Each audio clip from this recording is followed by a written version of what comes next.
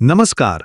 अब हम अपना हिसाब में कस्टमर लिस्ट पेज का उपयोग कैसे करते हैं ये सीखेंगे।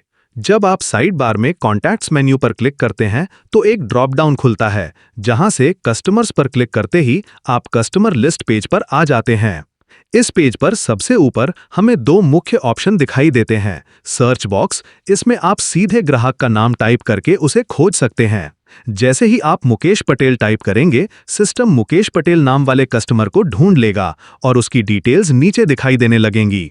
क्रिएट बटन के ठीक पास आपको एक छोटा सा ड्रॉप डाउन फिल्टर भी दिखाई देता है, जिसमें ये तीन विकल्प होते हैं। ऑल, सभी कस्टमर्स को देखने के लिए। होलसेलर, सिर्फ होलसेलर कस्टमर्स देखने के लिए। रिटेलर, सिर्फ रिटेलर कस्टमर्स देखने के लिए। इस ड्रॉप डाउन को सिलेक्ट करने से टेबल में वही कस्टमर्स दिखाई देंगे जो उस टाइप के अंतर्गत आते हैं। इससे बड़ी लिस्ट को फिल्टर करना आसान हो जाता है। इसके नीचे एक टेबल है जिसमें सभी कस्टमर की एक सिंपल लिस्ट दिखाई जाती है। इस टेबल में तीन मुख्य कॉलम होते हैं। नेम, कस्टमर का नाम। बैलेंस टाइप, टू पे या टू रिसीव। अमाउंट, बैलेंस की राशि।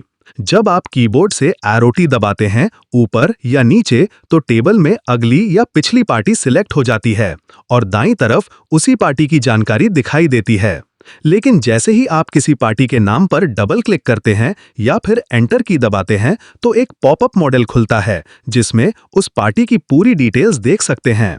पार्टी का नाम और उसके ठीक सामने होते हैं 6 शॉर्टकट आइकन।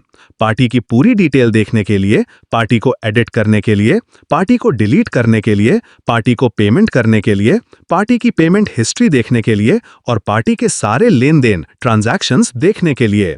ये सभी आइकॉन्स एक ही लाइन में पार्टी के नाम के ठीक सामने दिखाई देते हैं, जिससे यूजर बिना पेज बदले सीधे और जल्दी एक्शन ले सकता है। अब बात करते हैं उस कस्टमर की डिटेल्स की जो सिलेक्ट की गई है। फोन नंबर, जिस पर आप ग्राहक से संपर्क कर सकते हैं। ईमेल, यदि कोई ईमेल आइडेंटिफिकेशन मौजूद है। एड्रेस, ग्राहक का लोकेशन विवरण। जीएसटी नंबर, यदि जीएसटी पंजीकरण है तो उसका विवरण। क्रेडिट लिमिट, ग्राहक को दी गई अधिकतम उधारी सीमा।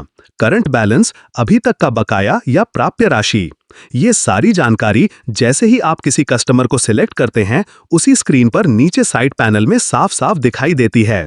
नीचे एक ट्रांजैक्शन टेबल दिखाई देती है, जिसमें उसी कस्टमर से जुड़े सभी इनवॉइसेस, पेमेंट्स और बैलेंस की डिटेल्स होती हैं। इस टेबल में कुछ उपयोगी फीचर्स होते हैं। कितने रिकॉर्ड दिखाने हैं ये चुन सकते हैं। ट्रांजैक्शन में खोज, सर्च कर सकते हैं और डेटा को कॉपी, एक्सेल, सीएसवी या पीडीएफ में डाउनलोड भी कर सकते हैं। ट्रांजैक्शन टेबल के कॉलम्स हैं टाइप, ट्रांजैक्शन का प्रकार, डेट, तारीख, स्टेटस, स्थिति, पेमेंट टाइप जैसे कि कैश, यूपीआई आदि, डेबिट अगर पैसा गया हो, क्रेडिट अगर पैसा आया हो, बैलेंस ट्रांजैक्शन के बाद बचा हुआ बैलेंस, नोट कोई भी अतिरिक्त जानकारी, क्रिएटेड एट ये एंट्री कब बनाई गई। दरअसल इस तरह से आप एक ही जगह से किसी भी कस्टमर की प्रोफाइल, हिस्ट्री, बैलेंस और ट्रांजैक्शन को पूरी तरह से मैनेज कर सकते हैं। धन्यवाद और चलते रहिए अपने हिसाब से पूरे